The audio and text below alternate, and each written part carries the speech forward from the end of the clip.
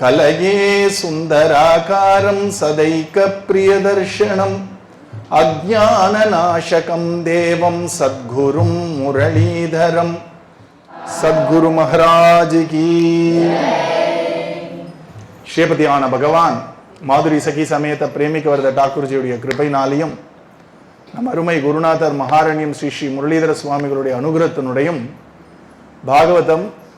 பாகவதமே ரொம்ப எளிமை. யாருக்கு எளிமை அப்படின்னா, யாருக்கு பக்தி இருக்கோ அவங்களுக்கு எளிமையா பாகவதம் புரிஞ்சின்றும். பக்தி இல்லாதவர்களுக்கு பாகவதம் புரிவது கடினம். அதனால பாகவதம் புரிஞ்சுக்கணும் எளிமையானா பக்தி இருந்தாலே புரிஞ்சிடும். வடமொழி தெரியணும்னு அவசியம் இல்லை, ரொம்ப புத்தியை போட்டு கசக்கணும்னு அவசியம் இல்லை. பாகவதத்தையே என்ன சொல்லியிருக்குன்னா குடின்னு சொல்லியிருக்கு.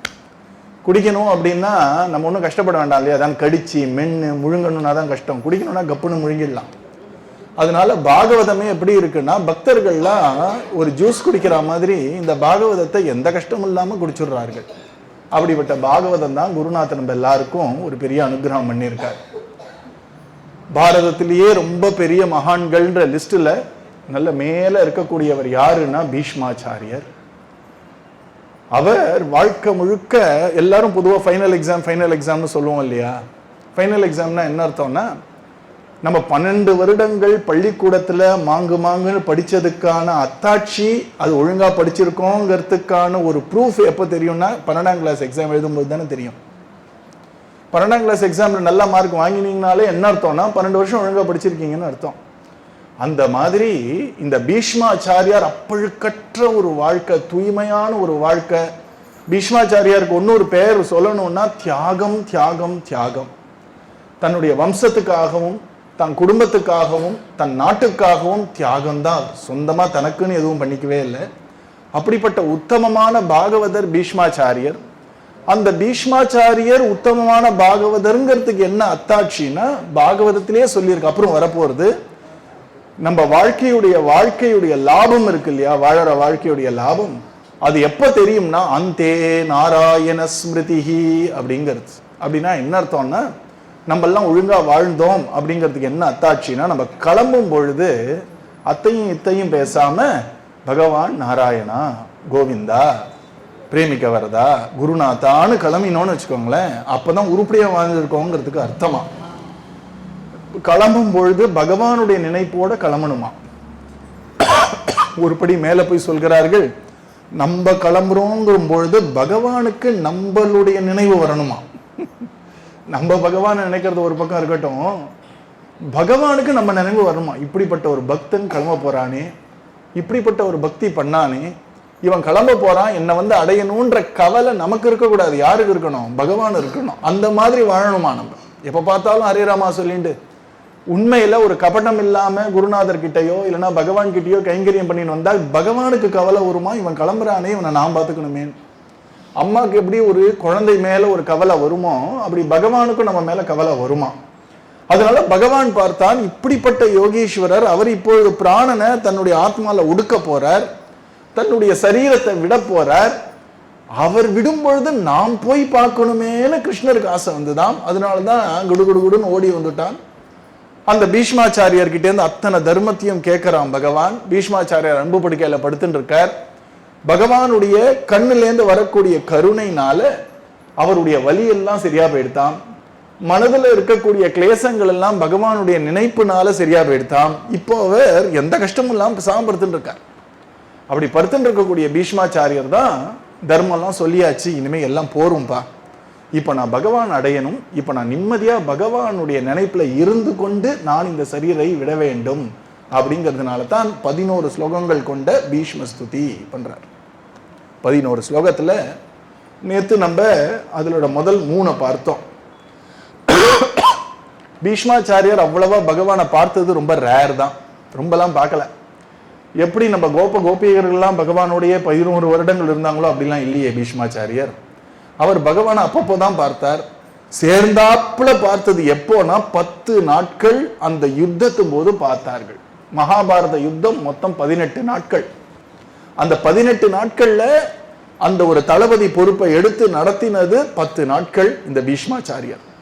இந்த 10 நாட்களும் போருக்காக ஆசையா கிளம்புவாராம் பீஷ்மாச்சாரியர். ஏன்னா போர்னாலே ஒரு சத்திரியனுக்கு ஒரு குதூகலம் இருக்கணும் இல்லையா? ஒரு நல்ல மாணவன் இருக்கான்னா ஒரு பரீட்சை ஒரு தேர்வுனா குதூகலம் இருக்கணும். அச்சோ எக்ஸாம் ஆனா அப்புறம் என்ன மாணவன் இல்லையா? ஒரு வீரன் இருக்கானா சண்டைன்னா தைரியமா போகணும். நாட்டுக்காக, சும்மா ஒம்புக்காக சண்டை சொல்ல வரல, நாட்டுக்காக ஒரு போர்னா சந்தோஷமானா போகணும் இல்லையா? அந்த மாதிரி ஒரு நாளைக்கு போர் அப்படின்னா சந்தோஷமா போவார். போருக்காக மட்டும் கிடையாது. இங்க கிருஷ்ணனை பார்க்க போறோம். இன்னைக்கு கார்த்தால 7 மணிக்கு ஆரம்பிக்கிறதுன்னு வச்சுப்போம், சாயங்காலம் 5:30 மணி வரைக்கும் கிருஷ்ணன் நேர பார்க்க போறோம், சந்தோஷமா போறார். பீஷ்மாச்சாரியருக்கு உண்மையான கிருஷ்ண தரிசனம் இந்த போர்ல தான் கிடைச்சிருக்கு. அப்பப்போ அவர் வருவார், அந்த அரண்மனைக்கு வருவார். வந்த வேகத்திலே கிளம்பி ஓடி போயிடுவார் கிருஷ்ணர். ஏன்னா துரியோதனன் இருந்தானே எவ்வளவு நேரம் இருக்க முடியும் அவரால். வீட்டுக்கு கூப்பிட்டாலும் வரமாட்டேன்றார். அதனால இப்போ பீஷ்மாச்சாரியருக்கு என்ன தியானம் ஆயிடுத்துன்னா, இந்த போர்ல பகவான் தலையில முண்டாசு கட்டிண்டு ஒரு கவச்சத்தை போட்டுண்டு பளபளன்னு ஒரு பீதாம்பரம், நான் சொன்னேன் அந்த பீதாம்பரம்னு பேரு, மஞ்சை பட்டாடைன்னு பேர் அதுக்கு. அது பார்க்கறதுக்கு எப்படி இருக்குன்னா சூரிய ஒளி கிரணங்கள்லாம் வச்சு வேஞ்சா மாதிரி இருக்காம், ரொம்ப அழகா பளபளன்னு இருக்கு. அப்படி அந்த பகவானை பார்த்ததே அவருக்கு தியானமா இருக்கு. இப்போ உத்தராயண புண்ணிய காலத்தை டைமை பார்த்துன்னு உட்காரல, கிருஷ்ணனை நினைச்சுட்டு படுத்துட்டு இருக்காரு. அந்த 10 நாட்கள் எனக்கு தரிசனம் கொடுத்தியே கிருஷ்ணா பார்த்த சாரதே, கிருஷ்ணா பார்த்த சாரதேன்னு அதே நினைச்சுட்டு படுத்துட்டு இருக்கார். அவர் நினைச்ச மாதிரியே பகவானும் ஏதோ ஒரு சாக்கு சொல்லின்னு வந்து நிக்கிறான் தரிசனம் கொடுக்கணும்னு. அப்படி கூட சொல்லக்கூடாது, அவருடைய தரிசனம் பெறணும்னு வரான் பகவான். பகவானுக்கு பீஷ்மாச்சாரியர்னு அவ்வளோ இஷ்டம் இல்லையா? பக்தனை பார்க்கணும்னு ஆசாசியா ஓடி வரான். அப்படி பீஷ்மாச்சாரியாருக்கு இப்ப என்ன ஒரு பிரார்த்தனைன்னா, இந்த அர்ஜுனனுடைய தேர்தட்டுல உட்கார்ந்துட்டு இந்த 4 வெள்ளை குதிரைகளை கடிவாளத்தை பிரிச்சு கையில ஒரு சாட்டையை உருட்டி இப்படி இருக்கக்கூடிய பார்த்தசாரதி தியானமே எனக்கு எப்பவும் இருக்கட்டும், எனக்கு அந்த பார்த்தசாரதி மேலேயே பக்தி வரட்டும்னு தோண ஆரம்பிச்சிருந்தார். அதனால பீஷ்மாச்சாரியார் படுத்துட்டு இருக்கும்போது இந்த 11 ஸ்லோகங்களும் இந்த கிருஷ்ணன் மேல எனக்கு பக்தி வரட்டும், கிருஷ்ணன் மேல பக்தி வரட்டும் இல்லையா? அந்த மாதிரி தான் ஸ்லோகம். எனக்கு உன் மேல ஒரு பக்தியை நீ கொடுன்னு சொல்ல. ஏன்னா நம்ம அதை தான் பிரார்த்தனை பண்ணணும். பக்தியெல்லாம் அப்படிலாம் வந்துடாது. குருநாதரோ பகவானோ நமக்கு கொடுத்தாதான் வருங்கிறதுனால பிரார்த்தனை பண்ணணும். அப்படி பிரார்த்தனை பண்ணிட்டு இருக்கார். முதல்ல அவர் என்ன பிரார்த்தனை பண்ணார்னா, என் மனசு பிறந்ததுலேருந்து கண்ட விஷயத்துல மனசை நான் செலுத்தவே இல்லை, கிருஷ்ணா உனக்காகவே பார்த்து பார்த்து பவித்திரமா வளர்த்திருக்கேன், அந்த ஒரு மனசை நீதான் இப்பொழுது நான் என்னுடைய சரீரத்தை விட போறேன், இந்த மனதை உன்னிடம் சமர்ப்பித்தேன் அப்படின்றார். அதுக்கப்புறம் அவர் சொல்றார், இந்த மனதை உன்கிட்ட சமர்ப்பிச்சுட்டேன், நீ அதை ஏத்துக்கிறதுக்கு சரியானவன் நீதான் அப்படின்னு சொல்லிட்டு அப்புறம் அவர் சொன்னார், எனக்காக இந்த ஒரு போர்ல நான் தேய்ச்சி அனுச்ச அன்பெல்லாம் நீ உன்கிட்ட வாங்கிட்டியப்பா. ஒரு பக்தன் தனக்குன்னு உன்னை பத்திரமா வச்சிருந்தான்னா பகவான் அந்த விஷயத்துல ரொம்ப பொசசிவா இருப்பான். அது எனக்கு அப்படின்னு ஒரு அபிமானம் பகவானுக்கு வந்துடும். இது நடந்தது சொல்றேன். ஒரு முறை ஏகாதசிக்கு ஒரு அம்மா தூர கிராமத்திலேருந்து அவர் துளசி மாலை எல்லாம் போட்டுக்கிறார் நம்ம குருநாதர். இந்த மாதிரி துளசி மாலை, இந்த துளசி மாலையில இந்த காம்பெல்லாம் இருக்கு இல்ல, அது கொஞ்சம் குத்துமே அப்படின்னு அந்த அம்மா என்ன பண்ணாங்க, ராத்திரி முழுக்க தசமி வெளியூர் எங்கேயோ ஏதோ காலங்காத்தால பஸ்ஸை பிடிச்சி வரணும், இந்த இதழ்கள்லாம் மட்டுமே பிரிச்சு எடுத்து ஒரு காம்பு இல்லாம மெத்துன்னு ஆனா திண்டு மாதிரியான அழகான ஒரு துளசி மாலையை அப்படி பண்ணின்னு வந்துட்டாங்க. அந்த துளசி மாலை வந்த உடனே இந்த துளசி மாலை உங்களுக்காக பண்ணேன்னு போட்டுண்டார். கழுத்துல போட்டுண்ட அப்புறம் அவர் பார்த்தார், இது வாங்கின மாதிரி தெரியலையே, நீயே பண்ணியாத அப்படின்னா. ஆமா சுவாமி, எங்க வீட்டுக்கு பின்னாடி துளசி மடம் இருந்தது, நானே இந்த துளசிலாம் பறிச்சு நீங்கள் துளசி மாலை போட்டால் காம்பு குத்துமேன்னு அந்த காம்பெல்லாம் எடுத்து ஒரு இந்த இதழை வச்சு நான் போட்டுன்னு வந்தேன்னா அவ்வளோ சந்தோஷப்பட்டார். அந்த மாலையை என்ன பண்ணார், அவர் கயட்டவே இல்லை.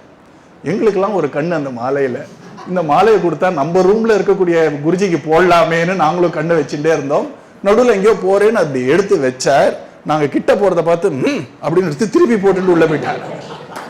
ஏன்னா தனக்கு இப்படி ஒரு அது பக்தியை மதிக்க தெரிஞ்ச ஒரு மகானோ இல்லைன்னா ஒரு தெய்வமோ இருந்தால் தானே பக்தி குதூகலம் வரும். அப்படிதான் பகவான். அது நம்ம சொல்றது ரொம்ப மென்மையான தளம். இந்த காம்பு குத்தக்கூடாதுன்னு அந்த அம்மா அப்படி போட்டுன்னு வர்றார். இந்த பீஷ்மாச்சாரியார் சத்திரியா இருக்கிறனால குத்தனூனே அம்ப தேய்ச்சிட்டு இருக்காரு அவர். அது பூவா இருந்தாலும் சரி அம்பா இருந்தாலும் சரி அன்பு இருக்கணும். அந்த அன்பு தான் முக்கியம், அம்பா இருந்தாலும் பரவாயில்லன்ட்டார் அவர். அதனால இந்த பீஷ்மாச்சாரியார் பார்த்தார், நான் குருக்ஷேத்திரத்துல பூக்கு எங்க போவேன், பழத்துக்கு எங்க போவேன், அக்ஷதைக்கு எங்க போவேன், எதை வச்சு நான் அர்ச்சனை பண்றது? நானும் அவன் பக்கம் இருந்தா வேற மாதிரி அர்ச்சனை பண்ணலாம், நானும் எதிர்பக்கம் இருக்கேன் கிருஷ்ணா, நீ சத்திரியன் நானும் சத்திரியன், என் மனசு உனக்கு தெரியும். அதனால தைரியமா இந்த தாத்தா என்ன பண்ணார், தேன்னு தேக்கிறார். ஒன்னு தேக்கும் பொழுது விஸ்வஸ்மை நமஹா, விஷ்ணவே நமஹா, ஒரு பேரை சொல்லி ஒன்னு வச்சிருக்கார். கிருஷ்ணனுக்குன்னு தனியா ஒரு செட்டு வச்சிருக்கார். கிருஷ்ணன் காட்டுறானா, உன்னுடைய 1000 அம்பையும் நான் எடுத்துட்டேன் பார் அப்படின்னு காமிச்சு, நான் இப்போ ஒரு பூ போடுறோம்னு வச்சுக்கோங்களேன், கிருஷ்ணர் மேல படாம அங்க போச்சு இங்க போச்சுன்னா கூட நமக்கு மனசு வருத்தப்படும். இப்போ ஒரு குருநாதருக்கு ஒரு மாலையை போடுறோம், அவர் என்ன பண்ணிட்டார், மடியில் எடுத்து வச்சுட்டாருன்னு வச்சுக்கோங்க. நம்ம என்ன நினைப்போம், சாச்சா மாலை உன் கழுத்துக்கு போட்டேன் நீ போய் மடியில் வச்சுட்டேன்னு நினைப்போம் இல்லையா? அந்த மாதிரி இந்த பீஷ்மருடைய அம்பெல்லாம் இந்த ஒரு கவச்சத்து மேலேயே பட்டதுக்கு பீஷ்மருக்கு ஒரு குறை போல இருக்கு. அதனால ஒரு 500 நாமம் 600 நாமம் ஆன அப்புறம் அந்த கவச்சத்தையும் பகவான் உடைக்க வச்சு அவர் கொடுக்குற அம்பெல்லாம் தான் மார்பில் வாங்கிட்டானா பகவான். அதை பீஷ்மாச்சாரியா சொல்றார், என்ன ஒரு கருணாமூர்த்தி, நான் அவனுக்குன்னு எடுத்து வச்சதை பாஞ்சி வாங்கிட்டானே இல்லையா, நான் மாஞ்சி போடுறேன், அவன் பாஞ்சி வாங்கிக்கிறான். அப்படி பகவான் காட்டுறாராம், இந்த மாதிரி நீ புட்ட எல்லா அம்பும் நான் வாங்கிட்டேன் பார் அப்படின்னு. உடனே அதை ஞாபகம் வச்சுன்னு அழறார். இப்படி பகவான் எனக்கு அப்படி கருணை பண்ணானே, அப்படிப்பட்ட பகவானிடம் எனக்கு பக்தி உண்டாகட்டும். பகவானுடைய கருணையை நினைக்க தான் அவன் மேல நமக்கு பற்றும் பக்தியும் ஏற்படும். பொதுவான கருணையை காட்டிலும் நம்ம மேல அவன் பண்ணக்கூடிய கருணையை குந்தி தேவி மாதிரி நினைச்சு பார்த்து அந்த பகவான் கிட்ட கேட்கறானாம், அப்படிப்பட்ட கிருஷ்ணா உன்னிடம் எனக்கு பக்தி ஏற்படட்டும் அப்படின்னு சொல்றார். சொல்லிட்டு அடுத்தது சொல்றார், சபதி சகிவச்சோ நிஷம்ய மத்யே நிஜ பரயோர் பலயோர் ரதம் நிவேஷ்ய ஸ்திதவதி பரசைனிகாயுஹு அக்ஷ்ணா கிருதவதி பார்த்த சகே ரதிர் மமாஸ்து. பார்த்த சகேனா அர்ஜுனனுடைய நண்பனேன்னு அர்த்தம். ஏ அர்ஜுனனுடைய தோழனே, இப்போ அவர் பார்த்தது தானே அவர் சொல்ல முடியும். கோகுலத்துல குந்தி தேவி போய் பார்த்தா பகவான் வெண்ணெய் திருடும் போது கண்ணை கசக்கினா, உதட்ட பதுக்கினா, அம்மாவை பார்த்து அம்மா எனக்கு பயமா இருக்குமான்னா டிராமா போட்டா, அவ பார்த்தது அவ சொன்னான். ஆனா இங்க இவர் பீஷ்மாச்சாரியர் என்ன பண்ணார்னா, போர்க்களத்துல பார்த்த கிருஷ்ணனை தான் திரும்ப பார்க்கிறார். அவர் அவசரப்பட்டு நான் போட்ட அம்பெல்லாம் நீ வாங்கிட்டேன்னு ஃபாஸ்ட் ஃபார்வர்ட் பண்ணிட்டார். இப்ப திருப்பி ரிவைண்ட் பண்றார். இந்த போர் ஆரம்பத்துக்கு முன்னாடி அந்த அர்ஜுனன் பார்த்தான், எனக்கோ கொஞ்சம் வயசாயிடுத்து, ஆனாலும் கண்ணு நல்லா ஸ்ட்ராங்கா இருக்கும் அவர் பீஷ்மாச்சாரியருக்கு. அவர் சொன்னார், கிருஷ்ணன் இவ்வளவு தூரமா இருக்கானேன்னு வருத்தப்பட்டு இருக்கும் பொழுது இந்த அர்ஜுனன் என்ன பண்ணான், நல்ல வேலை அவன் சௌக்கியமா இருக்கட்டும், கிருஷ்ணனை பார்த்து சொன்னானா, ஹே கிருஷ்ணா, நம்ம சைடு சைன்யம் எங்க இருக்கு, அவங்க சைடு சைன்யம் அங்க இருக்கு, இந்த 2 சைன்யங்களுக்கும் இந்த 2 படைகளுக்கும் நடுவுல இந்த ஒரு ரதத்தை செலுத்து, நான் பார்க்கிறேன், நமக்கு எதிர்த்து யார் நிற்கிறார்கள்னு பார்ப்போம், சேனையோர் உபயோர் மத்தியே ரதம் ஸ்தாபயமே அச்சுதா அப்படின்னு கீதையில வருது, வச்சு வை அப்படின்றார் பகவான். இப்போ தேரோட்டியோடைய ஒரு ஜாப் என்ன தெரியுமோ, சும்மா ஓட்டின்னு போனா போறாது, அந்த ஆப்போசிட் சைட்ல யாரெல்லாம் இருக்கான்னு குத்தி காட்டணும். இந்த பத்தியா இந்த மாதிரி ஒரு ஃபார்மேஷன்ல நிக்கிறாங்க பத்தியா, பாம்பு மாதிரி நிக்கிறானே, இந்த பாம்பு மாதிரி நிக்கிற படைக்கு தளபதியை பார், துரியோதனன் நிக்கிறான் பார், அங்க பார் துரோணர் இருக்காரு பார், அங்க பார் பீஷ்மாச்சாரியர் இருக்காரு பாருன்னு இந்த தேரோட்டி சொல்லணும். இதெல்லாம் இங்க இவனுக்கு தேரோட்டியே பகவான். இந்த அர்ஜுனன் என்ன பண்ணாராம், ஸ்திதவதி பர சைனிகாயுஹு அக்ஷ்ணா. இப்போ பகவான் ஒருத்தரை பார்த்து சுட்டி காட்டணும்னா கையால காட்டலாம், இல்லைன்னா தான் குச்சி இருந்தா குச்சியை நீட்டி காட்டலாம். இப்போ பகவானுக்கு ஒரே பிஸி 2 கையும். ஏன்னா ஒரு கையில அந்த கடிவாளத்தை பிடிச்சின்னு இருக்கான், இன்னொரு கையில சாட்டியை பிடிச்சின்னு இருக்கான், அவனும் இப்படி பாதி திரும்பின்னு இருக்கான், பின்னாடி அர்ஜுனன் நின்று இருக்கான்.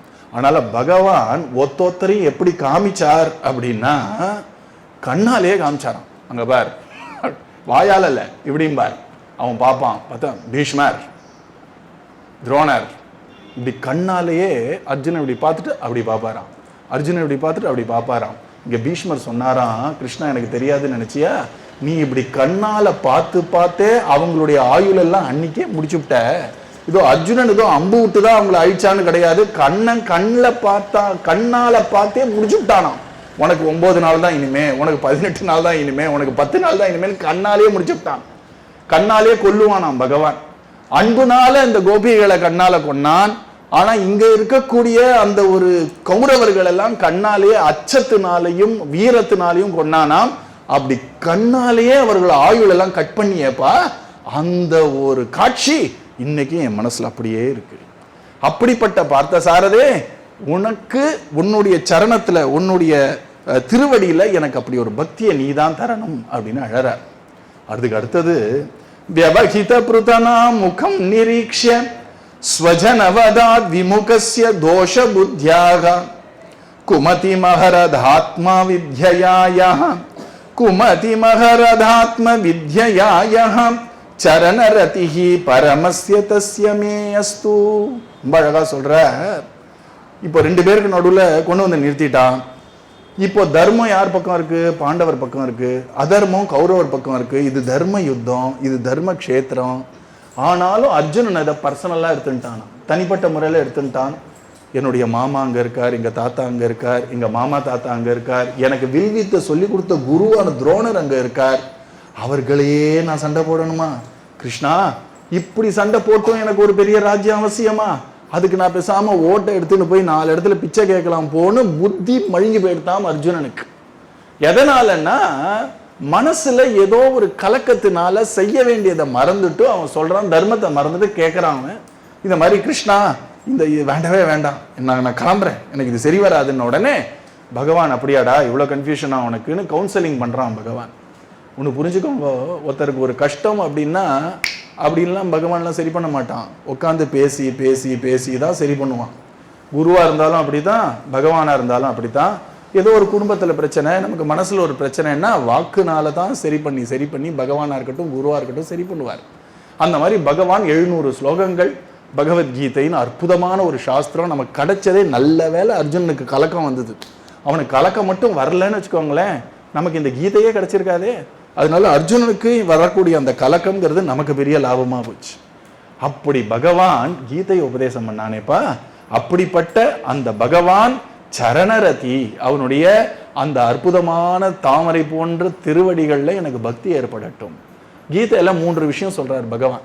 நீ செய்ய வேண்டிய காரியங்களை, நீ செய்ய வேண்டிய செயல்களை டியூட்டி மாதிரி, கடமை மாதிரி ஒழுங்கா செய்.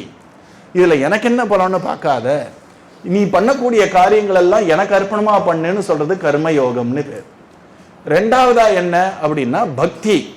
பக்தினா என்னன்னா உன் உடல் வாக்கு மனம் அத்தனையும் என் பக்கம் திருப்பு, என்னையே பத்தி நினை, என்னையே பத்தி சிந்தனை பண்ணு, எனக்காகவே காரியத்தை பண்ணு, என்னை பத்தியே பேசு. இப்படியே பண்ணியிருந்தேன்னா பக்தி. ஞானம்னா நீ யாருன்னு தெரிஞ்சுப்ப, நான் யாருன்னு தெரிஞ்சுப்ப, எனக்கும் உனக்கும் என்ன ஒரு சம்பந்தம் இருக்குன்னு தெரிஞ்சுப்ப, இந்த உலகம்னா என்னன்னு தெரிஞ்சுப்ப. இந்த அத்தனை ஞானமும் இது ஞான யோகம்னு பெரியதா 3 யோகம் கீதையில. இங்க பீஷ்மர் சொல்றார், கீதையெல்லாம் சொன்னது அப்புன்னு இருக்கட்டும்பா, இந்த கிருஷ்ணன் அழகா 4 குதிரைகளை அப்படி கையில பிடிச்சுட்டானாம், கடிவாளம், இந்த கையில ஒரு குச்சி. ஆனாலும் இதுக்கு பேர் சின் முத்திரைன்னு பேரு, ஞான முத்திரைன்னு பேரு. பொதுவா நான் நீங்க எதை வச்சு சொல்லுவீங்க? நான் அப்படின்னு சுண்டு வச்சா காட்டுவீர்கள். இந்த நான் என்ற விஷயத்தை இதை வச்சுதானே காட்டுவீர்கள். இந்த ஆள்காட்டி விரல்னு சொல்றது மற்ற ஆள்காட்டி மட்டும் இல்ல, இந்த ஆளையும் இதுதான் காட்டுறது. அதனால இதுக்கு ஆள்காட்டி விரல்னு பேரு. இந்த இந்த இது இருக்கு பார்த்தீங்களா, கட்டவரல், இந்த கட்டவரல் மட்டும் போச்சுன்னு வச்சுக்கோங்க, மற்ற 4 ஃபிங்கர்ஸ்னால ஒரு பிரயோஜனமும் இல்லை. இந்த 4ல் 1 போச்சுன்னா கூட கட்டவரல் இருந்தா தப்பிச்சிடலாம், வாழ்க்கையில பொழைச்சிடலாம். இன்சூரன்ஸ்ல கூட நீங்க எடுத்து பார்த்தீங்கன்னா கட்டவரல் போச்சுன்னா இன்சூரன்ஸ் ஜாஸ்தி, மற்ற விரலுக்கெல்லாம் கம்மி தான் இன்சூரன்ஸ். அப்போ அந்த கட்ட வரல்ங்கிறது அது இல்லாம எதுவும் நடக்காதுங்கிறதுனால இது இறைவனை குறிக்கிறது. இந்த இந்த ஆள்காட்டி விரல் நான் அப்படின்ற அகங்காரத்தை குறிக்கிறது. இந்த அகங்காரம் இறைவன் கிட்ட அடங்கணும் அப்படிங்கிறது தான் இதோட. ஒன்று சொன்னார் இல்லையா, ஒன்றுத்துக்கும் தத்துவம் இருக்குன்னு. இதுக்கு முத்திரைன்னு பேர். இந்த டான்ஸ் ஆடும் போதுல இப்படி காட்டுறாங்க இல்லையா, அதுக்கு முத்திரைன்னு பேரு. நம்ம இப்படி உட்காரும் போது இப்படி உட்காடுறோம் இல்லையா, இதுக்கு முத்திரைன்னு பேரு. அதனால ஒண்ணு நான் அப்படின்றவன் இறைவனை அடையணும்னா இப்படி முத்திரை, நான் இறைவனுக்கு கட்டுப்பட்டு இருக்குன்னா மடக்கி இருக்கக்கூடிய ஒரு முத்திரை, இது சின் முத்திரைன்னு பேரு. இந்த முத்திரையே ஞானத்தை காட்டுறது. நான்ற அகங்காரத்தை பகவான் கிட்ட அர்ப்பணம் பண்ணுன்னு காட்டக்கூடிய சின் முத்திரைன்னு பேர். அதனால இங்க ரொம்ப அழகா அவர் என்ன பண்றாரு அப்படின்னா, பகவான் இப்படி சின்முதிரை காட்டுறான். இதுல ஞான யோகம். தன்னுடைய கடிவாளங்கள்லாம் குதிரையை ஓட்டின்டே தான் அவன் உபதேசம் பண்றான். இது கர்மயோகம். அவன் அப்படி காட்டும் பொழுது அர்ஜுனன் கையை கூப்பிட்டு கீழே உட்கார்ந்துட்டு இருக்கான். இது பக்தி யோகம். பீஷ்மாச்சாரியர் சொல்றார், நீ 700 ஸ்லோகமே கேட்க வேண்டாம், கீத உபதேசம்னு அந்த போட்டோவை பார்த்தாலே எல்லாமே தெரியறதே கண்ணா. அப்படிப்பட்ட அந்த பார்த்த சாரதியுடைய அழகான உருவம் என் மனதில் பதிந்து விட்டது. கிருஷ்ணா, எனக்கு இந்த பார்த்த சாரதி மேல அன்பை கொடு, இந்த 4 கைகள் இருக்கக்கூடிய சங்கு சக்கர கதாதரனா பகவான் நின்று இருக்கான். அவன் மேல கூட எனக்கு இப்போ பக்தி வேண்டாம், பார்த்தசாரதி மேலதான் பக்தி வேணும் அப்படின்னு கேட்கிறார். அதுக்கப்புறம் ஆச்சரியமான ஒரு அனுபவம் பீஷ்மாச்சாரியாருக்காகவே ஒன்று பண்ணார். இதை சூர்தாஸ்னு வடநாட்டில் ஒருத்தர் இருந்தார். அவருக்கு சரியா கண்ணு கூட தெரியாது. அவர் எழுதி தள்ளியிருக்கார் பாட்டெல்லாம். அவர் ரசமா ஒரு கதை சொல்றார். 10 நாட்டுக்கு தான் இந்த பீஷ்மாச்சாரியர் சண்டை போட்டார் இல்லையா. 9 நாள் ஆச்சு. உடனே துரியோதனம் பார்த்தான், என்னதான் இருந்தாலும் இந்த தாத்தாக்கு நம்மளை காட்டிலும் அவங்க மேலதான் அக்கறை ஜாஸ்தி இல்லையா. இக்கரைக்கு அக்கறை பச்சைங்கிற மாதிரி இந்த தாத்தாக்கு அக்கறை அந்த பக்கம் தான் ஜாஸ்தின்னு நினைச்சான். உடனே துரியோதனம் பார்த்தான், என்ன பண்றது, இவர் ஏதானு கிளப்பி விடணும்னு பார்த்தான். வேணும்ட்டே இப்போ சத்திரியரை நீங்க ஏதானு புண்படுற மாதிரி பேசினா கோபம் வந்துடும் அவங்களுக்கு இல்லையா. சாதுவா இருக்கிறவங்க பேசிட்டு போய் எனக்கு என்னன்னு இருந்துருவார்கள். சத்திரியர்கள் அப்படி இருக்க மாட்டார் இல்லையா. ஒரு நாள் மீட்டிங் கூப்பிட்டான் எல்லாரையும். 9 நாள் முடிஞ்ச அப்புறம் 9 நாள் முடிஞ்ச அப்புறம் எல்லாரையும் மீட்டிங் கூப்பிட்டுட்டு எல்லாரும் வரணும். 9 நாட்கள் நடந்து விட்டது போர். ஆனா பஞ்ச பாண்டவர்கள்ல ஒருத்தர் கூட குறையல. நம்ம பக்கத்திலேருந்து லட்சமா ஆளு காணாம வேண்டியிருக்கான். நமக்கு ஒரு பெரிய போர் வீரர் இந்த ஒரு பீஷ்மாச்சாரியர் தான் தலைமை எடுத்து நடத்துறார். ஆனாலும் ஒரு பாண்டவன் கூட போலியே. இது மட்டும் கர்ணன் வந்திருந்தான்னு வச்சுக்கோங்க தளபதியா, 10 நாள்ல போரே முடிச்சிருப்பான். இப்படிலாம் வேணும்ட்டு அவரை கிளப்பி விடுற மாதிரி பேசுறான். பீஷ்மாச்சாரியருக்கும் கோவம் வந்துருச்சு. ஏன்னா பீஷ்மாச்சாரியருக்கும் கர்ணனுக்கும் ஒத்துக்காது. அவர் முன்னாடியே சொல்லிட்டார், நான் வந்தா அவன் வரக்கூடாது, அவன் வந்தா நான் வரக்கூடாதுன்ட்டார் அவர். அதனால கர்ணன் முதல்ல 10 நாளைக்கு போரே புரியல. அவன் காத்துட்டு இருக்காங்க, இந்த பீஷ்மாச்சாரியர் எப்போ கிளம்புவார், எப்போ தின்ன காலி ஆகும்னு காத்துட்டு இருக்கான். இந்த பீஷ்மாச்சாரியர் சொல்ற, என்னடா கர்ணன் என்னடா பெரிய புரட்டிடுவானடா கர்ணன். இந்த முன்னாடி விராட்ட தேசம்னு ஒரு தேசத்துல ஒரு போர் நடந்தது ஞாபகம் இருக்கா. அர்ஜுனன் 4 அம்புனால கர்ணனை புறமோதி கிட்ட ஓட வச்சா, என்னமோ கர்ணன்றிய கர்ணனால என்னதை கிழிக்க முடியும். அப்போ துரியோதனன் சொல்றான், சரி அவனால கிழிக்க முடியல, நீங்க பண்ண வேண்டியது தானே, ஒரு பாண்டவன் கூட குறையிலையே. அவர் சொல்றாரு, பயலே ஒரு பாண்டவன் கூட குறையலேன்றிய, நீ உயிரோட இருக்கிறதே நாங்க இருக்கிறதுனால தான்டா. ஒரு பாண்டவன் குறையலேன்றிய, நீ மூச்சு விட்டு இருக்கியே, என் போர்னாலதான் மூச்சு விட்டு இருக்க. அதெல்லாம் எனக்கு தெரியாது. உங்களுக்கு என்னதான் இருந்தாலும் பாண்டவர்கள் மேலதான் அக்கறை ஜாஸ்தி, என் மேல அக்கறை இல்லை. இந்த பக்கம் இருந்துட்டே அவங்களுக்காக தான் நீங்க போர் புரியுறேன்னு பேச ஆரம்பிச்சிட்டான் பப்ளிக்கா. உடனே கோவம் வந்துருச்சு. உடனே பீஷ்மாச்சாரியர் சொல்றார், இது எனக்கு சத்தியம் அப்படின்னு ஆரம்பிக்கிறார். துரியோதனுக்கு சந்தோஷம். சொல்ல போறார் ஏதோ, என்னுடைய போர் மட்டும் தடைப்படாமல் நடக்குமானால் நாளைக்கு பாண்டவர்கள் அத்தனை பேரும் அழிப்பேன் அப்படின்ட்டார். அவர் பீஷ்மாச்சாரியர் ஒரு சபதம் இட்டார்னா 100% நடத்திடுவார். துரியோதனுக்கு ஒரே சந்தோஷம். அவன் என்ன பண்ணா, அவன் மேல் வஸ்திரத்தை தூக்கி போட்டு பிடிச்சானான். பிடிச்சி நமக்கு வெற்றின்னு மீட்டிங் ஓவர்னு எல்லாம் கிளம்பி போயிட்டான். இந்த பாண்டவர்களுக்கு நிறைய பேர் இங்க ஒற்றர்கள் இருப்பார்கள் இல்லையா. சில ஒற்றர்கள் அப்படி போய் இது நடக்கிற விஷயங்கள்லாம் அந்த ஒற்றனுடைய மனைவிக்கு சொல்லி, அந்த மனைவி நேர போய் திரௌபதி கிட்டேயே சொல்லிட்டார், இந்த மாதிரி பீஷ்மாச்சாரியர் ஒரு சபதம் பண்ணியிருக்காராம், நாளைக்கு பாண்டவர்கள் அத்தனை பேரையும் அழிச்சே தீருவாராம் அப்படின்னு. உடனே திரௌபதி என்ன பண்ணுவா, குடுகுடுன்னு ஓடி போனா, கிருஷ்ணன் உட்காந்துட்டு இருக்கான். தேர்லேருந்து வெளியே வரமாட்டான். தேர்லயே அந்த குதிரைக்கு குளிப்பாட்டி விட்டுன்னு இருக்கான். அது தட்டி சொடுக்கு கொடுத்துட்டு இருக்கான் குதிரைக்கு காதல்லாம் சில சொல்லிகிட்டே இருக்கணும். நீ ரொம்ப நல்லா இன்னைக்கு போர் புரிஞ்ச, சூப்பரா இருக்க, நீ ஜம்முன்னு பண்ற, உன்னை விட்டா யார் இருக்கா, இந்த மாதிரி என்கரேஜ் பண்ணிட்டே இருக்கணுமா. ஹார்ஸ் விஸ்பரர்னே பேர் அதுக்கு. அவன் இதானு சொல்லிட்டு இருப்பான் இந்த குதிரைக்கு, நல்ல ஒரு உணர்ச்சியை ஊட்டுற மாதிரி. அப்போ நேரம் இங்க கண்ணனை பார்த்து திரௌபதி வந்து கேட்கறா, கண்ணா என்ன திரௌபதி ஏதோ குடிமொழிகிற மாதிரி வர. அவ இப்படி உட்காந்துட்டு இருக்கான். இப்படி உட்காந்தாலே என்ன அர்த்தம்னா, நம்ம தலைக்கு போக வேண்டிய ரத்தம் குறைஞ்சி போச்சுன்னு வச்சுக்கோங்க, தலையே தொங்கிடும் இல்லையா. உடனே கையை வச்சுன்னு தலையை இப்படி உட்காந்து, பொதுவாக எல்லாரும் சொல்லுவார்கள் முகாவா கட்டையில கையை வச்சுன்னு உட்காராதேம்பார்கள். ஏன்னா அப்படி உட்காந்தாலே இப்படி பண்ணாலே வந்துடும் நமக்கு கஷ்டம். அதனால அவ பார்த்தா, என்ன குடிமொழிக்கு போயிடுத்தான் அவனுக்கு, என்ன இப்படி உட்காந்துருக்கா, இப்படியா இருக்கணும், பாசிட்டிவா இருக்கணும், என்னமெல்லாம் சொல்றான். உடனே கிருஷ்ணா என்னாச்சு, பீஷ்மர் ஒரு சபதம் பண்ணா, தெரியுமே நான் கல்யாணம் பண்ணிக்க மாட்டேன் ஐவின்னார், அதெல்லாம் தெரியும் எனக்கு. ஐயோ அந்த சபதம் எல்லாம் முடிஞ்சு போயிடுது கிருஷ்ணா. நேத்து புதுசா ஒரு சபதம் எடுத்திருக்காரு கிருஷ்ணா. என்ன சபதம் எடுத்தாரு நேத்து, நாளைக்கு என்னுடைய போர் தடைபடாமல் இருக்குமாகில் பாண்டவர்கள் இல்லாமல் பூமியை ஆக்கி விடுவேன், அபாண்டவம் கர்த்தும்டார் அப்படின்னார். இப்படி சொல்லிட்டு இப்படி திரும்ப கிருஷ்ணன் இப்படி உட்கார்ந்துட்டு இருக்கான். இவ்வளவு நேரம் என்னென்னமோ லெக்சர் கொடுத்தியா கிருஷ்ணா, பாசிட்டிவா இரு பாசிட்டிவா. பீஷ்மரே சொல்லிட்டாரா, சொல்லிட்டார். அவரா சொன்னார், நல்லா தெரியுமா. அப்போ ஒண்ணும் பண்ண முடியாது. அவர் வாக்கு சத்தியமாகும். ஒண்ணும் பண்ண முடியாது திரௌபதி. கிருஷ்ணா இது ஒண்ணும் பண்ண முடியாதுன்னு நாங்க சொல்லணும். கையை விரிக்கிறது எங்க வேலை, கையை கொடுக்கறது உன் வேலை தானே. நீ அபயம் கொடுக்கறத விட்டு நீயும் கையை விரிச்சுன்னு உட்காந்தா என்னடா அர்த்தம்? உடனே கிருஷ்ணர் சொன்னார், என்னால முடியாது, ஒரு பாபாஜி இருக்க, அந்த பாபாஜி கிட்ட கூட்டின்னு போறேன், அவர் மட்டும் வாய் திறந்து தீர்க்க சுமங்கலி பவான்னு சொல்லிட்டாருன்னு வச்சுக்கோ, யாராலையும் மாற்ற முடியாது. ஐயோ போலாமே கிருஷ்ணா, கூட்டின்னு போறேன். கிருஷ்ணன் என்ன பண்ணா, பொதுவா இந்த ஒரு பீதாம்பரத்தை இப்படி தானே போட்டுப்பான், அன்னைக்கு இப்படி போட்டுட்டான் பீதாம்பரத்தை, யாருக்கும் தெரியாம இப்படி போட்டுட்டு என் பின்னாடி வான்னு. என்ன கிருஷ்ணா என்னமோ இது இந்த பாபாஜின்னு சில பேர்லாம் சில பிரார்த்தனை இல்லங்களுக்கெல்லாம் முன்னா தலையில முக்காடு போட்டுன்னு தான் போனோம் இல்லையா, அந்த மாதிரி கிருஷ்ணா அப்பவே ஆரம்பிச்சிட்டான் போல இருக்கு, இப்படி தலையில போட்டுட்டான். இதெல்லாம் உனக்கு புரியாது, பின்னாடியே வா, நான் சொன்னதை அப்படியே கேளு. ஒரு பாபாஜியத்தை கூட்டின்னு போவேன், நீ ஒன்றும் பேசாத, திரும்ப திரும்ப நீ உழு. உனக்கு 5 புருஷன் இருக்கான், 5 வாட்டி தீர்க்க சுமங்கலி பாபா, நீ எப்போ சுகம்பலியா இருப்பேன்னு 5 வாட்டி சொல்ற வரைக்கும் விடாது அந்த பாபா. யார் அந்த பாபா? அதெல்லாம் உனக்கு எதுக்கு, கேள்வி கேட்காம பின்னாடி வா, உனக்கு உன் புருஷன் வாழ்க்கை தானே முக்கியம். ஆமா சாமவா. அப்படியே போனார். பணம் பெரிய போர்க்களம், அங்கங்க ஒருத்தன் கை இல்லாம இருக்கான், கால் இல்லாம இருக்கான், தலை இல்லாம இருக்கான், பெரிய ஆறா ஓடுறது ரத்தம், இதெல்லாம் சொல்றது மகாபாரதம். ஏன்னா நம்ம எல்லாம் ரொம்ப வீக்கா இருக்கணும்னு காட்டல, எல்லாம் வீரமா இருக்கணுங்கிறதுக்காக தான் இந்த இதிகாச புராணங்கள்லாம் இருக்கு இல்லையா. அதனால எல்லாரும் போவாங்க. ஒரு சின்ன டென்ட் மாதிரி இருந்தது, ஒரே ஒரு சின்ன விளக்கு, நெய் விளக்கு, பாதி இப்படி எரிஞ்சு எரிஞ்சு விட்டு விட்டு எரிகிறது. அங்க யாரோ ஒரு பாபா நல்லா தாடி மீசமா அப்படியே உட்காந்துட்டு இருக்கார். உடனே இவ சல் சல் சல்னு உள்ள போறார். கிருஷ்ணன் சொன்னா, நான் உள்ள வர முடியாது, நீ போ உள்ளன்ட்டான். இவ பாக்குறா, அப்படின்றான், போறா உள்ள. கிருஷ்ணன் வெளில உட்காந்துட்டு இருக்கான், அப்படியே உட்காந்துட்டு இருக்கான், இப்படி உட்காந்துட்டு இருக்கான், சீக்கிரம் போ உள்ள அப்படின்றான். ஒன்னா அவ உள்ள போனா, அந்த சலங்கிய கேட்டோன்னு இந்த பாபா பொண்ணுங்கள்லாம் பார்க்க மாட்டாராம், இப்படி திரும்பிட்டார், அப்படின்னார். அவ விழுந்தா. விழுந்த உடனே தீர்க்க சுமங்கலி பாவா அப்படின்னார். திருப்பி விழுந்தா, தீர்க்க சுமங்கலி பாவா, திருப்பி விழுந்தா, தீர்க்க சுமங்கலி பாவா. இங்க வெளில இருந்து கிருஷ்ணன் கவுண்டிங் பண்ணிருக்கான், 1 2 தீர்க்க சுமங்கலி பாவா, தீர்க்க சுமங்கலி பாவா. திரௌபதி போறோம் வா அப்படின்றான்.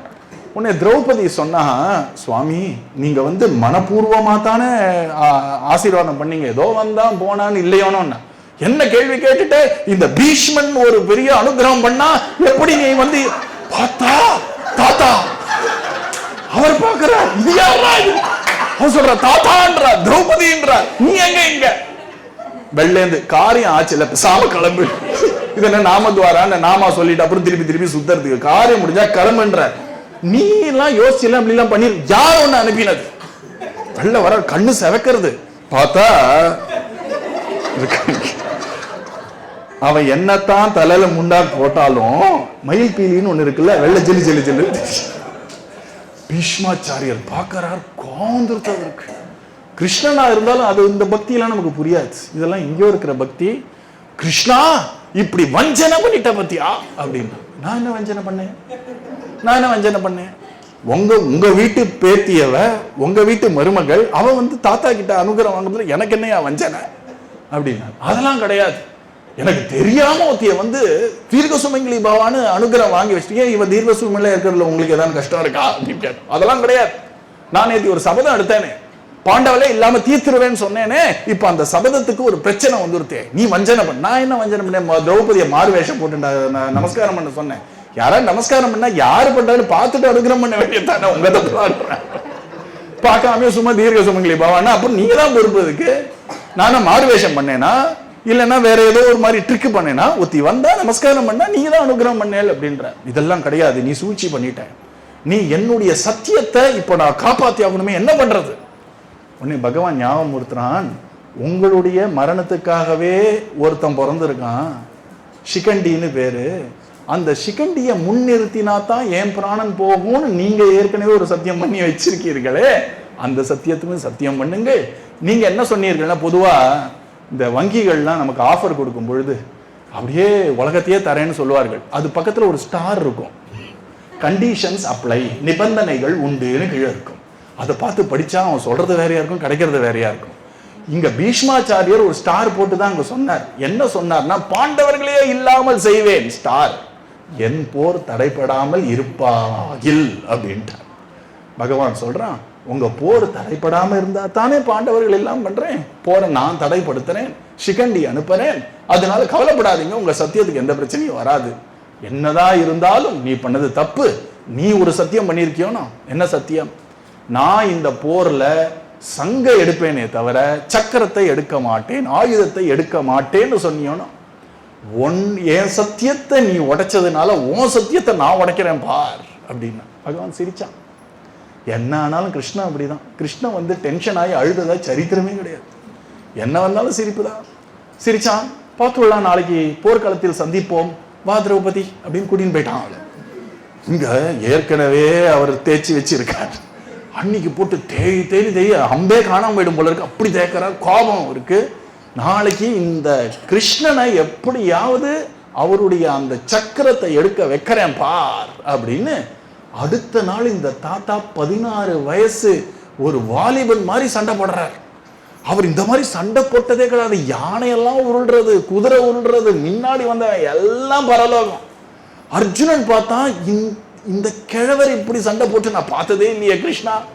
கிருஷ்ணா கிட்ட போறான். என்ன என்ன கிருஷ்ணன் டென்ஷனா இருக்காங்க. இன்னும் இவன் ஒன்னும் இப்படி எல்லாம் பேசுறான். கிருஷ்ணா, நம்மளுடைய இந்த ரதத்துக்கு ரிவர்ஸ் கியர் இருக்கான்னு கேட்கிறான்.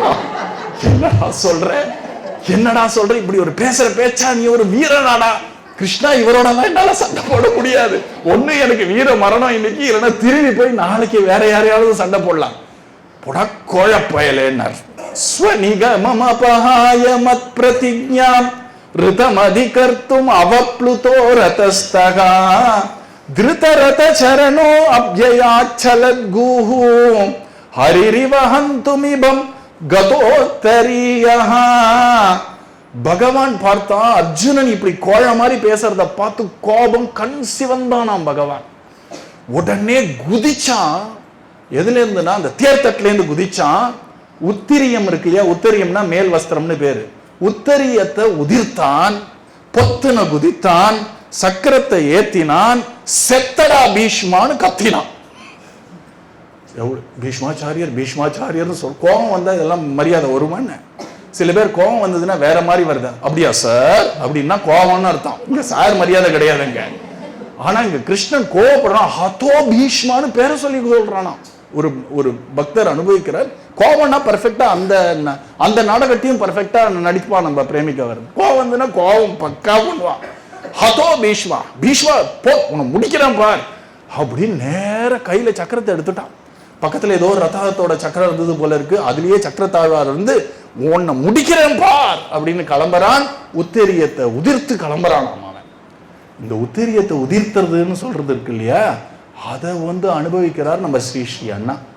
குருநாதர் அதை அப்படித்தான் நமக்கெல்லாம் சொல்றார். என்ன ஆச்சுன்னா, கோபம் வந்தவன் என்ன தான் மேல் வஸ்திரம் விழுந்துதா இல்லையான்னு பார்க்காம தானே கோபம் வந்துன்னா எழுந்து ஓடுவான். அப்படி இந்த பகவானுக்கு அப்படி ஒரு கோபமாம். சினத்தினால் சிந்தையை மறந்தான், உத்தரியத்தை உதிர்த்தான். கோபம் வந்துதான் அவன் மனசுல என்ன வருதுன்னே மறந்து போயிடுத்து. உன்னை கொல்றேன் பார் அப்படின்னு கிளம்பிட்டார். உடனே பின்னாடியே ஓடி வர்றார் அர்ஜுனன். அவர் காலை பிடிச்சி, கிருஷ்ணா விட்டுறா கிருஷ்ணா, நான் சண்டை போடுறேன்டா, இப்படி எல்லாம் பண்ணாதரா அப்படின்னு சொல்லி, நீ கொஞ்சம் சாந்தமாயிடு கிருஷ்ணா, நீ சண்டை போட மாட்டேன்னு சொன்ன, உன் சத்தியத்துக்கு பங்கம் வந்துரும்டா, வேண்டாண்டா வேண்டாண்டான்னு இவன் கெஞ்சறான். இவர் கோபம் அடங்கின பாடில்ல. அங்க பீஷ்மாச்சாரியர் எல்லாத்தையும் கீழே போட்டா. ஆஹா, உன்னுடைய கையால எனக்கு ஒரு மரணமா, என்ன ஒரு பெரிய பாக்கியம். யாரோ லாயக்கில்லாத சிகண்டி கையால சாக வேண்டிய நான் உன் கையால சாக போறேனா, கிருஷ்ணா போடு போடுன்னு இவர் கட்டுறார். இவன் போடாதன்னு காலை பிடிக்கிறான். உடனே கொஞ்சம் கொஞ்சமா சாந்தமாறதுக்கு அவ்வளவு நேரம் ஆச்சாம்.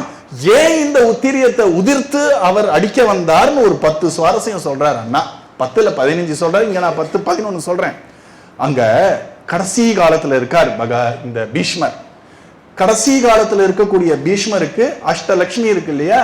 ஒன்னு தானிய லட்சுமி இருக்கு, குழந்தை பிறகுனா சந்தான லட்சுமி இருக்கு, ஆதிலட்சுமின்னு ஒருத்தி இருக்கா, வீரலட்சுமின்னு ஒருத்தி இருக்கா. இப்போ ஒருத்தர் கிளம்புறாருன்னா அவருக்கு தேவையான லட்சுமி என்னன்னா மோட்ச லட்சுமி.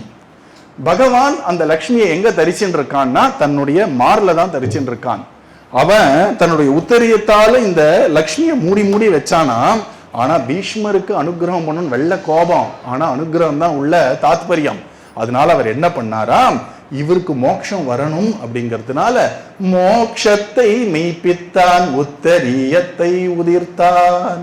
அதனால இந்த மோட்ச லட்சுமி அவர் தெரியாம போயிடக்கூடாதுன்னு அந்த உத்திரத்தையே அப்படி தூக்கி போட்டு காட்டுறாராம். இந்த லட்சுமி உனக்கு தான்ப்பா மோட்சம் அப்படின்னு நிக்கிறான். அவர் சொல்ற இன்னொரு விஷயம் சொல்ற, இந்த போர் முடிஞ்ச உடனே என்ன ஆக போறதுன்னு இப்பயே சொல்றேன், ஃபாஸ்ட் ஃபார்வர்டு பண்ணி. 18 நாள் போர் முடிஞ்சுத உடனே கிருஷ்ணன் சொன்னா, அர்ஜுனா இறங்கு அப்படின்னா. அர்ஜுனன் இப்போ விளையாடின்னு இருக்கான், போர்லாம் முடிஞ்ச உடனே ஜாலி ஆயிட்டான். கிருஷ்ணா நீ முதல்ல இறங்குடா, தேரோட்டி டிரைவர் தாண்டா முதல்ல இறங்கணும், அப்புறம் தாண்டா எஜமான இறங்கணும், தோழன், அதனால நீ முதல்ல இறங்க, அப்புறம் தானே நீ முதல்ல இறங்குடா, இல்ல இல்ல நீ தான் இறங்கணும். உடனே பகவான் ரொம்ப கம்பீரமா சொன்னா, நான் சொன்னதை கேளு, இறங்கு முதல்ல அப்படின்னா. உடனே அர்ஜுனன் என்ன என்ன மிரட்டுற அப்படின்னு இப்படி மெதுவா இறங்கினா. அர்ஜுனன் ஒரு 10 தம்படி போற வரைக்கும் வெயிட் பண்ணா. கிருஷ்ணன் இப்படி குதிச்சானோ இல்லையோ, தேரு பட்டால்னு வெடிச்சது, ஒரேடியா நெருப்பு பத்தின்றது. ஏன் கிருஷ்ணன் அவனை முதல்ல இறங்க சொன்னான்னா, இப்போ 1000 அஸ்திரம் போய் அட்டாக் பண்ணி வச்சிருக்காங்க. இந்த பகவானுடைய சாநித்தியத்தினால எந்த அஸ்திரமும் தேருக்கும் ஒன்றும் பண்ணக்கூடாது, நம்ம அர்ஜுனனுக்கும் ஒன்றும் கூடாது, நிறுத்தி வச்சிருக்கார். இப்போ எனி செகண்ட் அவர் இறங்கினார்னா தேர் எரிய போறது, அதனால முதல்ல அனுப்பி வச்சாராம். இப்போ பகவான் இறங்கினா தேர் எரிஞ்சிரும் இல்லையா, பகவானுடைய மேல் வஸ்திரத்தை போட்டா கூட தேர் எரியாதான், ஏன்னா அதுக்கும் அவ்வளவு சாநித்தியம் உண்டா. அதனால அவர் தேர்ல எரியக்கூடிய நெருப்பை தணிப்பதற்காக உத்தரியத்தை உதிர்த்தான், உத்தரியத்தை விட்டுட்டு போனாராம், தேர் பத்தின்னு எரியக்கூடாதுன்னு. அதனால கதோ உத்தரியா அப்படின்னு பீஷ்மர் சொல்றார். அதுக்கு அடுத்ததா சொல்றார், பொதுவா இந்த வேத படிச்சவர்கள்லாம் தெரியும், ஒருத்தர் கல்யாணம் ஆயிடுத்துன்னு வச்சுக்கோங்களேன், அவங்க ஏதாவது காரியம் பண்ணாங்கன்னா மேல் வஸ்திரம்னு சொல்லக்கூடிய உத்திரியம் இல்லாம காரியம் பண்ணா அந்த காரியம் பலிக்காது, அது நிறைவேறாதுன்னு ஒரு ரூல் இருக்கு. ஆனால் தான் எப்பவுமே மேல் துண்டிங்கன்னு கேட்பார்கள். அந்த வேத விஷயங்கள்லாம் பண்ணும்போது, ஹோமம் பண்ணும்போது, யாகம் பண்ணும்போதெல்லாம். இப்போ பகவான் சக்கரத்தை எடுக்க போறான், ஆனா போட போறது இல்லை, சும்மா ஆக்ஷன் தான். அதனால மேல் வஸ்திரம் இல்லாம ஒரு காரியம் பண்ணாது பூர்த்தி ஆகாது இல்லையா. அதனால பாசத்தால் பாசாங்கு செய்தான், உத்தரியத்தை உதிர்த்தான், சும்மா சும்மா காட்டுறதுக்கு. ஏன்னா பகவான் சொல்றான் பீஷ்மாச்சாரியரை பார்த்து, நீ ஒரு சத்தியம் பண்ண, நான் ஒரு சத்தியம் பண்ண, உன் சத்தியத்தை நிறைவேற்றுறதுக்காக என் சத்தியத்தை கூட விடுவேன். அதுதான் பகவானுடைய கிரேட்னஸ். யார் அந்த பகவான்? சத்தியம்தான் அவனுடைய ரூபம். சத்தியத்தை விட்டு பகவானை பிடிக்க முடியாது. நம்ம கலிதர் முந்தையாரிலே குருநாதர் 3 விஷயம் சொல்ற, சத்தியம், உண்மை, அதுதான் சத்தியம், 2வது திட விஸ்வாசம், 3வது தர்மம். இந்த 3 இல்லாம பகவானை நிச்சயமா யாரும் பார்க்க முடியாது. ஏன்னா பகவானே இந்த 3 ரூபமா இருக்கான். அதனால சத்தியமா இருப்பான், தர்மஸ்வரூபமா இருக்கான். அதனால சத்தியத்தை விட்டு பகவானை பார்க்க முடியாது. சத்தியம்தான் பகவான். அந்த பகவானே தான் சத்தியத்தை உடைச்சாலும் உடைப்பானே தவிர, தாம் பக்தர்களும் பாகவதர்களும் செஞ்ச சத்தியத்தை உடைக்க மாட்டான்னா, பாகவதர்கள் மேல அவனுக்கு இருக்கக்கூடிய அப்படிப்பட்ட ஒரு பாசத்தை காட்டுறது, அப்படிப்பட்ட அபிமானத்தை காட்டுறதாம். அதனால அவர் என்ன பண்றாராம், நீ பொதுவா ஒரு காலத்துல கிராமத்தெல்லாம் இப்பெல்லாம் உண்டான்னு தெரியாது, நீ ஒரு விஷயத்த சத்தியம் பண்ணணும்னா என்ன பண்ணுவீங்கன்னா, உங்களை துண்டை போட்டு அதை தாண்டி இது மேல சத்தியம் அப்படின்னு, சில பேர் சூரத்து மேல சத்தியம் வாங்க இல்லையா, அந்த மாதிரி தன்னுடைய துண்டை கீழே போட்டு அதை தாண்டி குவிச்சு இது மேல சத்தியம்டா, இது நிச்சயமா நடக்கும்னு நம்ம சொல்ற மாதிரி பகவான் சொல்றாராம், பீஷ்மாச்சாரியரே நேத்து நீர் ஒரு சத்தியம் சொன்னீரே, என்னுடைய மேல் வஸ்திரமான உத்தரியத்தை போட்டு அதை தாண்டி சொல்றேன், சத்தியத்தை காட்டான் உத்தரியத்தை உதிர்த்தான், உன்னுடைய சத்தியத்தை நான் காப்பாத்துறேன்டா, என் சத்தியம் போனாலும் பரவாயில்ல. அப்படி கிருபாலுவா இருக்கான் பகவான். இங்க பகவான் கிளம்பி போயிடுவான். இங்க அர்ஜுனன் இங்க தனியா உட்கார்ந்து இருக்கானே, இப்போ அர்ஜுனனை காக்கணும் இல்லையா, அர்ஜுனனை காப்பாற்றணும். கிருஷ்ணன் அங்க இருந்தா அர்ஜுனனை காப்பாத்திடலாம். பகவான் சொல்றான், நான் இருக்கணும் கூட அவசியம் இல்ல, என் மேல் துண்டு கூட அர்ஜுனனை காப்பாற்றும். அதனால அவர் சொல்றார், பார்த்தனை போத்தினான் உத்தரியத்தை உதிர்த்தான்.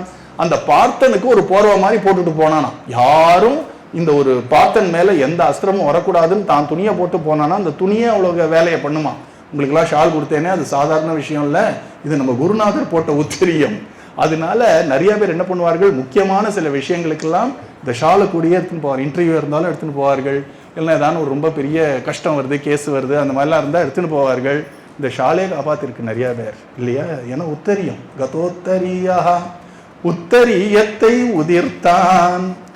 அந்த இன்னொன்று சொல்றார், என்ன அப்படின்னா, பகவானுக்கு தாம் பக்தனுக்கு ஏதாவது ஒரு சேவை பண்ணா அவ்வளோ பிடிக்குமா. இந்த பார்த்த சாரதியா தான் மட்டும்தான் இருக்கணும் அப்படின்னா, நீங்கள்லாம் பஸ்ஸில் போடுறீங்கன்னு வச்சுக்கோங்க. அந்த காலத்தில், இந்த காலத்தில் என்ன பண்ணுறாங்கன்னு தெரியல, பஸ்ஸில் உங்களுக்கு இடம் வேணும்னா என்ன பண்ணுவீங்க, துண்டு போடுவீங்க இல்லையா. அதுவும் பெரிய துண்டா போடுவார்கள், லைனாக 10 சீட்டுக்கு இப்படியே துண்டு ஓடுவாங்க. அந்த மாதிரி பகவான் சொல்றானா, இந்த பார்த்த சாரதின்ற இடம் வேற யாரும் வந்து உட்காரக்கூடாதுன்னு ஒரு பயமா அவனுக்கு. நான் பீஷ்மன் மேல கோவப்படும் பொழுது வேற யாரான்னு கிருஷ்ணர் கிளம்பிட்டார், நான் ஓட்டுறேன் உனக்குன்னு போகக்கூடாதான். அதனால தான் பார்த்த சாரதி அப்படின்னு பகவான் அங்க துண்டை போட்டுட்டு போனானாம். அந்த தனஞ்சயன் தேரோட்டி தானே என்று உத்தரியத்தை உதிர்த்தான். பகவான் அப்படி கிளம்பி போனானாம். அதுக்கப்புறம் சொல்றார் சலத் கூகுன்றார் இல்லையா, பகவான் கோபப்பட்டாலே பொறுமைக்கே உருவா இருக்கக்கூடிய பூமாதேவி நடுங்குவாளாம். இதுதான் சொல்றார் பீஷ்மாச்சாரியர் சொல்றார். பகவான் இப்படி குதிச்சு இறங்கினோடனே பூமியே நடுங்கித்தான். இவ்வளவு கோபமா கிருஷ்ணருக்கு, ஏதோ ஒரு பெரிய பிரளயம் நடந்துட போறதுன்னு பயந்தாளாம். உடனே இந்த பூமாதேவி இருக்கு இல்லையா, அந்த பூமாதேவி ரொம்ப பயந்துட போறாளேன்னு அழகா தன்னுடைய ஒரு ஒரு உத்தரியத்தினால அவளை தடவி கொடுத்து பயப்படாதேன்னு காட்டுறாராம். அவனியை ஆற்றினான் உத்தரியத்தை உதிர்த்தான். கவலைப்படாதம்மா, சும்மா விளையாட்டுக்கு தான் இதெல்லாம் அப்படின்னு தன்னுடைய ஒரு போர்வனால அழகா அந்த பூமாதேவியை ஆசுவாசப்படுத்துறானா. அதுக்கப்புறம் அவர் சொல்றானா, நான் ஒரு சத்தியத்தை உடைக்கிற மாதிரி பண்ணும். இப்ப யாராலும் தப்பு தண்டா பண்ணா என்ன பண்ணுவோம்? இப்ப திரௌபதியோட போகும்போதே என்ன பண்ணான்? இப்படித்தானே போனான். அவன் சொல்றான், இப்ப நான் ஒரு சத்தியத்தை நான் உடைக்க போறேன், 4 பேருக்கு தெரியற மாதிரி உடைச்சா என் பேர் கெட்டு போகும், அதனால நான் யாருன்னு தெரியாம இந்த உத்தரியத்தை போத்திண்டு போய் நான் ஒரு சத்தியத்தை உடைக்கிறேன்னு சொல்லாமல் எல்லாரும் தெரிகிற மாதிரியே என் பாகவதாளுடைய சத்தியம்தான் முக்கியம், என் சத்தியம் போனாலும் பரவாயில்லன்னு தன்னுடைய சபதம் மீறி ஒரு காரியத்தை பீஷ்மாச்சாரியாருக்காக பண்ணேன்னு உலகமே தெரிஞ்சுக்கணும்னு எல்லாரும் தெரிகிற மாதிரி வெளிப்படையாய் வெகுண்டான் உத்தரியத்தை உதிர்த்தான். எல்லாரும் தெரிஞ்சுக்கட்டும், நான் சத்தியத்தை உடைச்சேன்ற பேர் எனக்கு வரட்டும், ஆனா பீஷ்மனுடைய சத்தியத்தை காப்பாத்தினேன்னு தெரிஞ்சுக்கட்டும்னு வெளில வந்தானா உத்தரியத்தை உடைத்தான். நம்ம ஒரு சாரதி இல்லைன்னா இந்த குதிரை எல்லாம் மிரண்டு போயிடுமா? பளபளன்னு இருக்கக்கூடிய இந்த அழகான உத்தரியத்தை அங்க போட்டு வச்சா குதிரை ஒன்னும் கிருஷ்ணன் தான் உட்கார்ந்து இருக்கான்னு நினைச்சுட்டு அங்கங்க மிரளாம இருக்குங்கிறதுனால தேர்குதிரையை தேற்றினான் உத்தரியத்தை உதிர்த்தான். தேர்குதிரை எல்லாம் அங்கங்க ஓடாம இருக்கணும்னு அதை தேர்த்ததுக்காக இந்த உத்தரியத்தை போட்டு போனானாம். அப்புறம் அவர் சொல்றாராம், நான் போனாதான் போரே நின்று போயிடும் நினைக்காத, என்னுடைய உத்தரியம் கூட சாரத்தியம் பண்ணுன்றார் இல்லையா. பகவானுடைய மாலை அது அவதாரமா வந்தது. அந்த அவதாரம் யாரு அப்படின்னா திருமாலைன்னு எழுதினார் இல்லையா தொண்டரடிப்பொடி ஆழ்வார் விப்ர நாராயணன்னு. அவர் யாருன்னா பகவானுடைய மாலையுடைய அவதாரம். அதனால பகவானுக்கு சம்பந்தப்பட்ட எல்லாமே என்னென்னமோ காரியத்தை பண்ணிடுமா. அதனால இது நாம் போனா கூட பரவாயில்ல, என் வஸ்திரமே சாரத்தியம் பண்ணும், இந்த தேரோட்டம் பண்ணும் அப்படின்னு தன் துண்டையே தேரோட்டியாக்கி உத்தரியத்தை உதிர்த்தான். அப்படி போட்டு வெளில வந்தான் நாம் பகவான். அதை நினைக்கிறார் பீஷ்மாச்சாரியர். இப்படி கோபம் அப்படின்னு ஒரு வேஷம் தான் போட்ட, எனக்காக அப்படி பண்ணியே, உன்னுடைய சத்தியத்தை உடைச்சிட்டு என் சத்தியத்தை காப்பாற்றணும்னு வந்தியே கிருஷ்ணா, உன் கிருபையை என்னன்னு சொல்றது?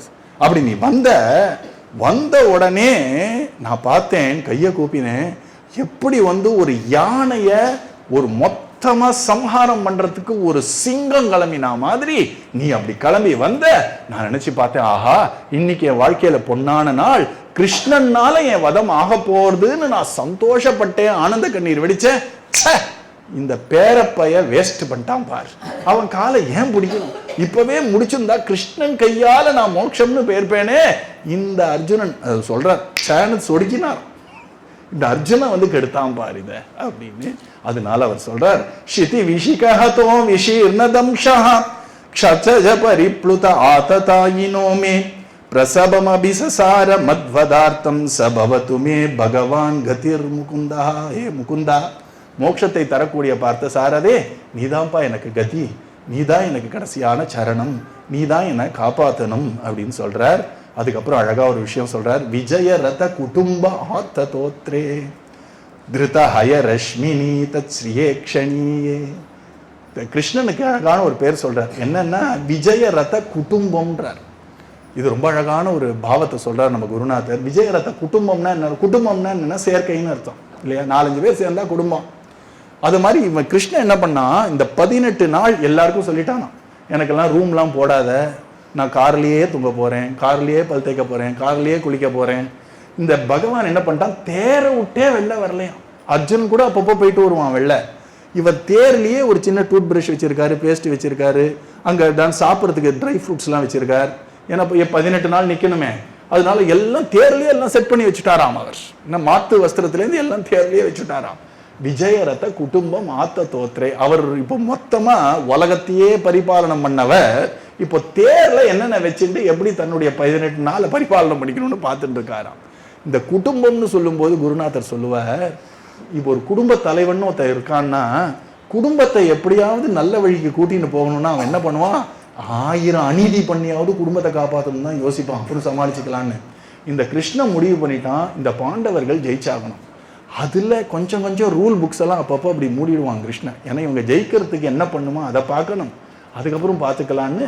அந்த மாதிரி விஜயரத குடும்பம் கையில் அழகா ஒரு சாட்டையை வச்சுட்டு இருக்கான், கம்பை வச்சுட்டு இருக்கான், கடிவாளத்தை பிடிச்சிட்டு இருக்கான்.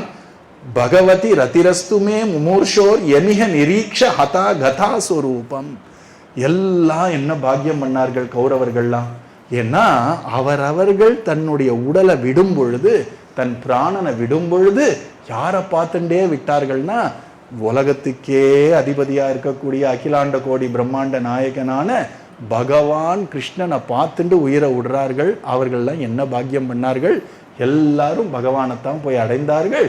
அப்படிப்பட்ட முகுந்தன் எனக்கு எப்போதும் அவனிடமே எனக்கு பக்தி ஏற்படட்டும் அப்படின்னு சொல்றார். இவ்வளவு நேரம் அவர் சத்திரியர் மாதிரி பேசிட்டு உடனே நினைச்சு பார்த்தார், நானும் ஏதோ பக்தி பண்றேன்.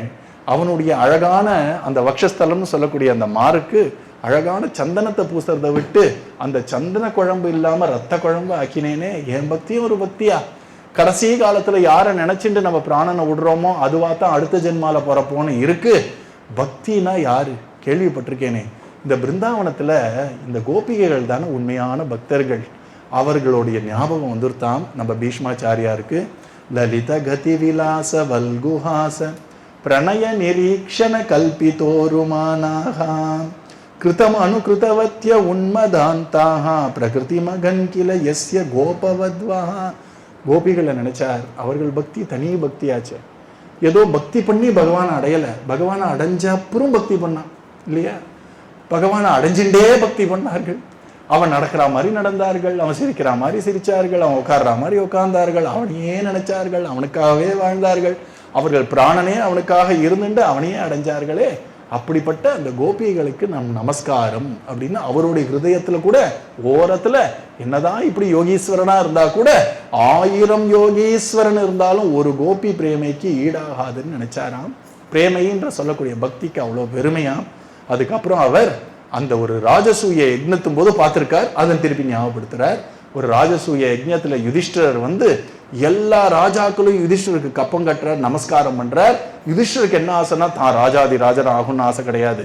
இந்த கிருஷ்ணன் ஏதோ ஒரு காரணத்துக்காக அவனுக்கு முடிசூட்டல் கிடையாது.